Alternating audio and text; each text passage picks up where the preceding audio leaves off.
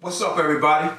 I'm really excited to inform you that I just completed my latest project, the world's easiest book on becoming anti-racist, Strategies for Countering Racism in the 21st Century. I wrote this book for the sole purpose to give us a space and opportunity to begin to think about what race really is and how it affects our lives in its operational form, racism. And think about how we might use our collective power and dissect and dismantle and disrupt its trajectory when we see it operating at home, in our communities, in our neighborhoods, on our jobs, or in the broad world.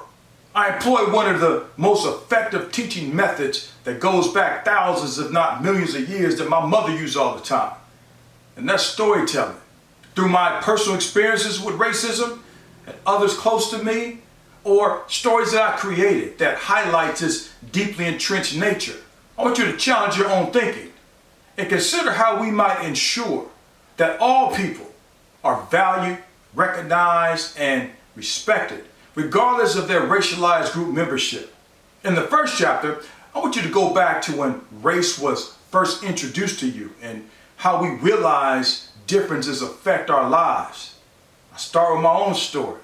When I watched Roots in 1977. I know I'm telling my age a little bit, but I want you to see my story. Check it out.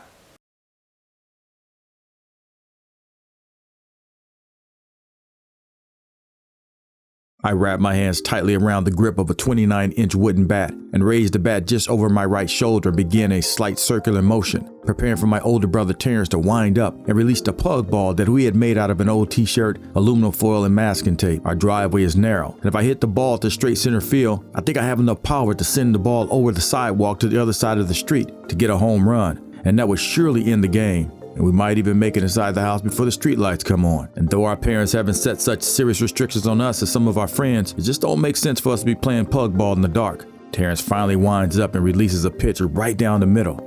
I dip my front shoulder and raise my front leg, coiling like a spinning top and unloading on the ball. With a crushing swing, the ball takes flight and rips through the tree, clear across the street. Man, you got that one. Terrence yells, while turning and watching the ball land flat in our neighbor's driveway, and dribbles a few more feet just short of their gate. I get it. Darting past Terrence and penning my head to spot moving cars moving down the street. No cars. I pick up the ball and meet Terrence back in our driveway as he's picking up our gloves and the cardboard square used as our only base. You're getting a little stronger. All you gotta do is just keep hitting the ball. Keep hitting the ball. He says, pushing his lips back to form a slight smile. We gotta hurry up. That new movie coming on tonight. Which one? I asked, squinting to express my curiosity. It's called Roots. I've always known I'm black. There's always been a deep, soulful energy around being black that I can't quite explain in words. It's something to be proud of. It's beautiful. And it's also something you bear, almost like carrying a heavy boulder up a steep hill. The weight can become overbearing, taxing, and exhausting, but you can't give up because struggle is a part of who we are. As Terrence and I enter the house, clean up and grab some of our mother's delicious Sunday cooking, I feel the tingling in my stomach and excitement rushing through my mind as we prop pillows and lay blankets on the floor of our modest 3-bedroom home in Compton, California for a family night of entertainment watching our floor model television set. Our daddy fixes TVs and he tells us Zenith is the best. What the movie about? I asked Terrence, who was getting the TV ready. He keeps his focus on the channel now, turning the tuning dial and maneuvering the antenna to straighten the scrambled picture. You know, it's about slavery. Slavery? Yeah, you know, when white people put us in slavery. A bedroom door creaks open. Terrence or Teddy, what time that movie come on? My sister Sonia yells from her bedroom door. It's about to come on in a few minutes. Terrence says. The door to our den opens, and another brother moves into the kitchen and swings the door of the refrigerator open. I'm about to make some popcorn. Bert says. He cuts off a chunk of butter from a long cube and flicks it into a hot skillet, and the butter bubbles and sizzles away. Ooh, make me some too. My big brother Jeff enters the living room and squats on the arm of the couch. And I'll make us some Kool-Aid. I say, scooting off the couch and darting into the kitchen. I reach into the freezer and pull out 2 blue ice trays, slam the trays onto the counter, and watch the cubes pop up. We dim the lights and get comfortable around the television set. My mother comes out of her room and settles on the couch. What y'all watching? It's about slavery. They're gonna show us how white people came to Africa and took us away. Oh, I heard about that movie. Mama, did that really happen? Yeah, well, that's what the old folks back home be saying. They say they came, they took us from Africa and brought us here and put us in them fields picking cotton and working for white folk. The crunchy texture and salty taste of popcorn, chased with a tangy burst of Kool-Aid, is simply euphoria for a 7-year-old kid. Snugly between my brothers and sisters with my mother watching on, I'm anxious to see the unfolding of my past. I immediately connect with Kunta Kinte and relate to the complex family structure of the Mandinka tribe, which is quite similar to my own family dynamic that extends back to Alabama.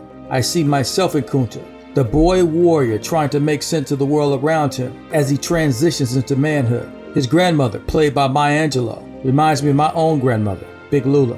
His mother, played by Cicely Tyson, is caring and nurturing just like my mother. His father is tall and strong, like my father. Kunta is introduced to men in the community, just like I'm cared for and looked after by my brothers, my uncles, my cousins, and men in my community. Kunta's world is completely disrupted, turned inside out, and transformed from warrior to chattel, human to beast. And I'm crushed.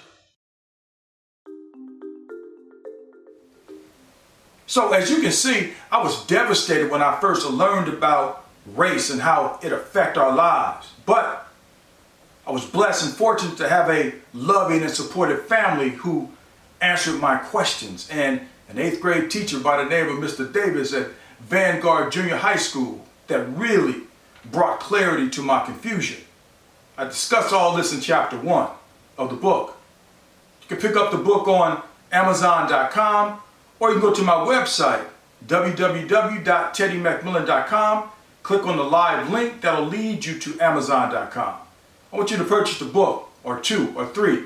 I thank you for listening, and also I thank you for being a part of this journey.